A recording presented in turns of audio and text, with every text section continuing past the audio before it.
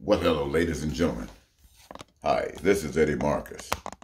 And so the Spirit comes and it says to me that I should propose to you that we, the people, take the initiative and start a new beginning, like start over. Like we should forgive one another. We should just forgive one another because we have participated. We have played a major role. Each of us have played a major role in the reality of our day. Each generation before us fed us what we needed, what we accepted and brought us, regardless of what we thought. Here's where the path led us, right here. And it can really get worse if we look at the forces that are causing or feeling threatened, and legitimately so. But they're trying to still chokehold a group of people who are saying that you're chokeholding me. For instance, let's say the right. You know who the right are in America. They're saying certain things about the left, and the left is saying you're chokeholding me. You got people who have been treated as second-class citizens for over 400 years, and they say you're chokeholding me. One of the things that you've done in that period of time was prevented them from voting. They had to die, actually literally give their lives beat down with dogs and hoes just to get the right to vote, just to get a voice in the system that's supposed to rule their lives. And now, the same people who held them in bondage before wants to take it back to then and expect to do it by law. And see, this is, again, an expression of where we are. And why are we here? Because we don't know anything other than that.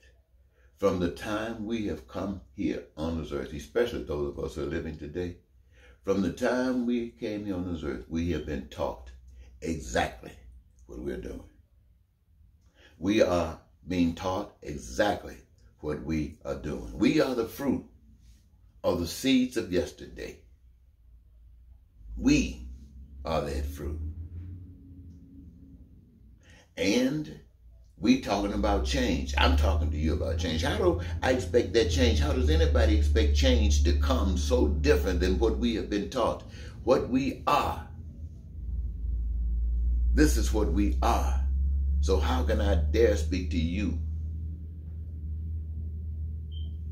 about being something different? Well,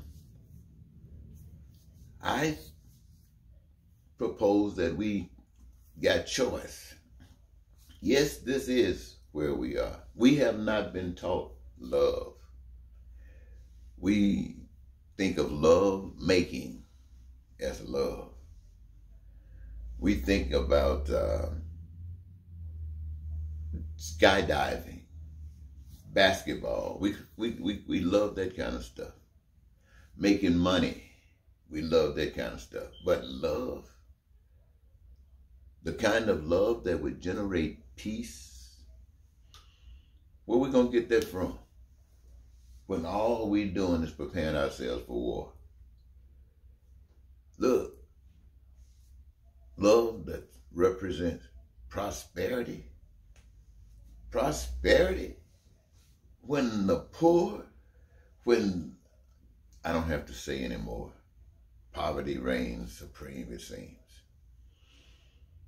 And you want to talk about freedom. Freedom to be whatever you want to be. And on top of that, joy in being that. And out of that, the fulfillment of your dreams. And that is guaranteed, my friends. That is guaranteed. Ooh-wee. By you engaging your gift, that great gift that gives you your greatest joy. You engage it in the creative process and cause a manifestation of all the goods and services that you, the people, say that are important to you. Whether it's food, clothing, shelter, education, healthcare, infrastructure, going to Mars, anyway. Your imagination and your determination determines, my friends. And so, when I come here today and I say, start anew, I'm talking about from that perspective. I'm talking about making a change in your mind. I'm talking about imagining a different kind, a better world, a better society, a better country than the one that we have today. And look at it from this perspective. What is love that will carry us through all of this? It is the kind of love where one would do as Jesus did, for those of you who believe in Jesus. And as Jesus did in the story, for those of you who accept that as a story. But if you got some problems with that, as Dr. Martin Luther King did, as Malcolm X did in this country. Now, there have been others in other countries like Gandhi and so on and so forth. But in this country, it was Dr. King. It was Malcolm X. And there were many casualties on the side of people who were following because they believed in the basic principles. And the ones who actually were murdered is the evidence that the following were not deceived, because these proved it with their lives. And that's a challenge to all of us. That's what love is. Love is putting your life on the line for right, for doing what's right. Doing what's right.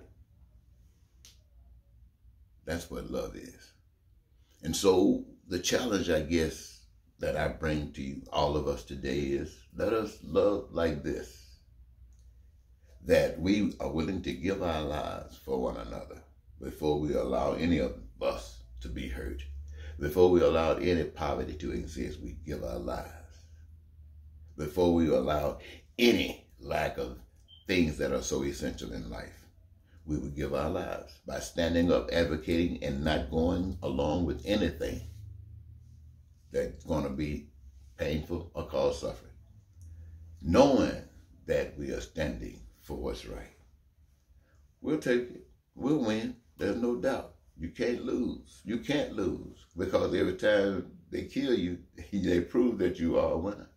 And it proves to the rest of the society. Listen here, ladies and gentlemen, all of those of you who are listening, when a person stands up for what's right, and no matter what threats come at them, they will lay down their lives, not even killing, just lay it down, resisting the lie. That is the evidence that God is real.